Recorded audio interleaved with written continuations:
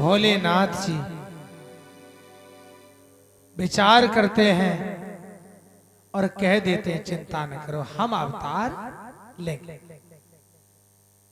अच्छा, अवतार लेने की तो कह दी है, तारीख निश्चित नहीं, समय निश्चित नहीं। गोरखनाथ भगवान का अवतार जो होता है ना, वो 3 कारण है।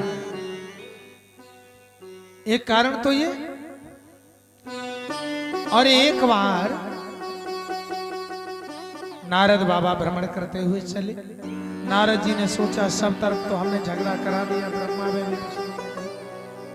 लेकिन भोले बाबा का एक स्थान बचा है जहां झगड़ा नहीं हुआ। चले वहां भी। नारद बाबा गए। नारद बाबा ने कहा है पार्वती मैया के घर पे चलो। कुटिया में गए। अच्छा, जैसे ही आश्रम में प्रवेश किया, माता पार्वती ने कहा, अरे नारद जी आए, अरे बड़े दिनों में आए महाराज, क्या बात है, आना जाना बंद कर दिया है क्या? नारद बाबा बोले, मैया बंद क्या बताऊं मैं, सुर नर मुनि जन की सबकी यह रीति, स्वार्थ पाए करें सब प्रीति। सब स्वार्थ के पीछे पड़े, बिना स्वार्थ कोई किसी का भला नहीं करता, कोई किसी की बात नहीं सुनता। संसार में सब ऐसा ही है, इसलिए मैंने जाना ना बिल्कुल बंद कर दिया है, ब्रेक लगा दी बिल्कुल। सब झूठ इधर उधर। पार्वती मैया ने कहा, लेकिन हमारे यहाँ तो आया करो, हमारे यहाँ तो कोई झूठ नहीं। मेरे पति पत्नी के प्रेम को आप देखेंगे ना, मेरे पति तो कुछ छुपाते नहीं, कभी झूठ नहीं बोलते हम लोग, और आप मेरे यहाँ क्यों नहीं आते? ठीक है मैया। मैया ने फल रख दिए नारद बाबा से, कहा कि पाओ, मेरे आना भूल मत जाना, जरूर आया करो। मेरे पति तो इतना प्रेम करते हैं मुझे कि जो गुरु मंत्र होता है ना, किसी को नहीं बताया जाता। मैया ने कहा, मेरे प्रभु ने तो वो भी मुझे बताया। रोज भगवान का जब दर्शन होता है तो भगवान हमें रोज आकर के बताते हैं कि आज मेरे प्रभु का ये दर्शन हुआ, मैंने इस झांकी का दर्शन किया है। नारद बाबा बोले, सही है माता जी, आपका प्रेम है, अच्छी बात है, लेकिन एक बात कहूं।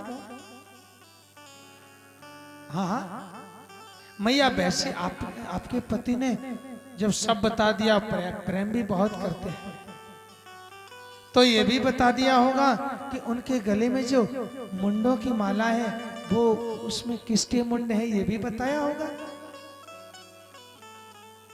मैया ने कहा, ये तो नहीं बताया। नारद बाबा बोले, अब तुम तो कह रही थी बड़ा प्रेम करते हैं। ठीक है मैया, वो आपकी बात है, आप जानो, आपका काम जाने, हम जा रहे हैं मैया, आप लेट हो गए, अपना काम कर दिया, आप क्या है। नारद बाबा चले, और जैसे ही आश्रम से निकले, भोले बाबा ने देखा नारद जी निकल रहे। चलते चलते नारद जी ने कह दिया, बाबा आश्रम में पधारो, मैया ने बुलाया है। भोले बाबा ने कहा, जब तुम आ गए हो, तुम्हारे चरण पड़ गए हैं, तो जरूर बुलाया होगा। भोले बाबा गए तो वहां पार्वती मैया को देखा है, बड़ा उदास, कोई मतलब नहीं, आए हो तो आ जाओ, जाओ तो चले जाओ, बोली रूठी, क्या बात बताओ तो। अरे क्या पूछूं तुमसे, क्या बताऊं तुम्हें, हम तो नहीं जानते थे कि तुम इतने गहरे में हो, इतने कपटी हो। अरे मैंने क्या कपट कर दिया, मैंने तो तुम्हें सब कुछ बताया।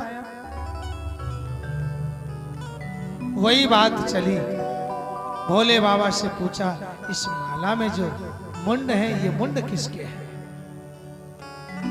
भोले बाबा ने कहा, हे पार्वती, मैं तुम्हें बहुत प्रेम करते हैं और प्रेम का प्रतीक मेरे गले में है, चिन्ह हमारे गले में है, ये सब आपके मुंड है हमारे। हाँ,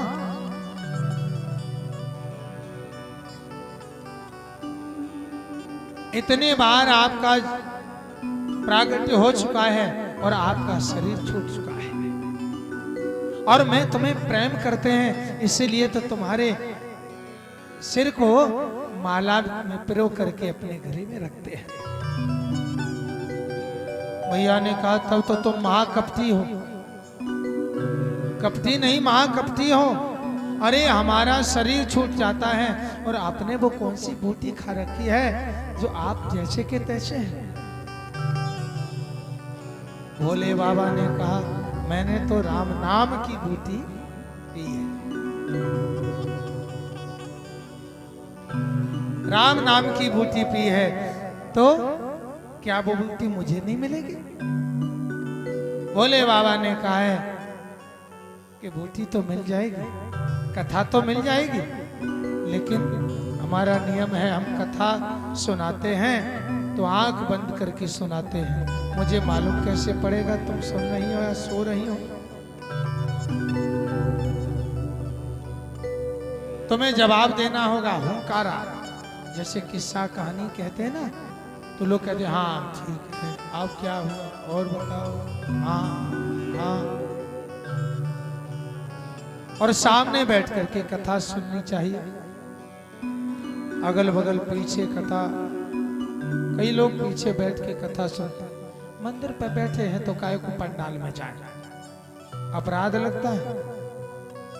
कथा सुननी चाहिए व्यास गद्दी के सामने बैठ करके। भोले बाबा ने कहा है कि कथा तो सुनाएंगे, लेकिन यहां पार्वती को अभिमान हो गया। क्या? इसका मतलब यह है, इतने बार हमारा प्रागट्य हुआ है, इसका मतलब यह है कि आपकी कोई लीला मेरे बिना पूरी नहीं हुई है, शिव शक्ति के बिना अधूरे रहे हैं, और इसीलिए मुझे बारंबार आना पड़ा, अभिमान हो गया। भोले बाबा ने कहा, पार्वती अभिमान न करो, एक रूप मेरा ऐसा भी है जिसमें हम हैं और आप नहीं हैं। पार्वती मैया ने भरोसा नहीं किया, इतने बार तो जब हम तुम्हारा साथ दिया है मैंने, तो कैसे अकेले हो सकते हैं, विश्वास नहीं किया। तो भोले बाबा ने अपना संकल्प लिया। भगवान तो संकल्प से ही सब कुछ कर सकते हैं। कनखल हरिद्वार में एक बहुत सुंदर रमणीक जगह बनाई है, जहां हिरण, शेर, गाय, सब जानवर एक साथ रह रहे हैं, मोर नाच रहे हैं, सुंदर फुलवारी है। वहां गोरखनाथ जी के रूप में प्रकट हो गए। नाथ परंपरा की आभूषण है, शैली श्रृंगी, दर्शनी कानों में, धूना सामने है, जटा, त्रिशूल, मेखली जो कमर से बांध देते हैं ना, नाथ साधु बांधते उसे मेखली बोलते हैं। आधारी जिसपे ऐसा हाथ रख के कई लोग खड़े होकर के तपस्या करते हैं। प्रकट हो गए और भोले बाबा पार्वती मैया को ले गए दर्शन कराने। एक जगह रुक गए और कहा, इस वन में देख करके आओ कि इस वन में कोई है। वहां देखा है तो जटा मंडल बड़ा सुंदर, मुखमंडल की शोभा अलग, रमणीक वन। वहां जाते ही पार्वती मैया को ऐसी शांति मिली, बड़ा आनंद। सामने देखा है भगवान शंकर के जैसा स्वरूप और समाधि में लीन है। पार्वती मैया ने प्रणाम किया, कहा है कि ये भोलेनाथ जी ही लग रहे हैं। प्रणाम किया, लेकिन गोरखनाथ भगवान ने नेत्र नहीं खोले। कनखल में प्रकट हुए गोरखनाथ भगवान। बोलो गुरु गोरखनाथ भगवान की। पार्वती मैया के प्रणाम का जवाब ही नहीं मिला। और संशय हो गई, बताओ मैं अर्धांगिनी हूं किसकी? त्रिलोकीनाथ की। मैंने तो प्रणाम किया लेकिन इन्होंने स्वीकार नहीं किया। भोले बाबा के पास आकर के पूछा कि ये कौन है जो समाधि में लीन है, सामने धूना है, बड़ा सुंदर स्वरूप है, कानों में कुंडल है। तब भोले बाबा ने कहा कि तुमने तो विश्वास नहीं किया था। मैंने कहा था कि मेरा एक रूप ऐसा भी है जिसमें हम हैं और आप नहीं हैं। अच्छा, ये आपका रूप है? हाँ। पार्वती मैया को शंका जो थी वो दूर हो गई। भगवान भोलेनाथ जी के साथ बस एक ही आस में घूमने लगी कि किसी प्रकार अब नाथ परंपरा में भी हमें जगह मिल जाए। तो इस नाथ पंथ में पार्वती मैया ने भी अवतार लिया है। गोरखनाथ जी से पृथक रह करके भी पार्वती माता आई हैं। गोरखनाथ जी के जो 12 पंथ हैं वो पूर्ण तभी होते हैं जब पार्वती मैया अवतार लेती हैं। ये कथा आप लोग कल श्रवण करेंगे। कथा का समय हो गया है।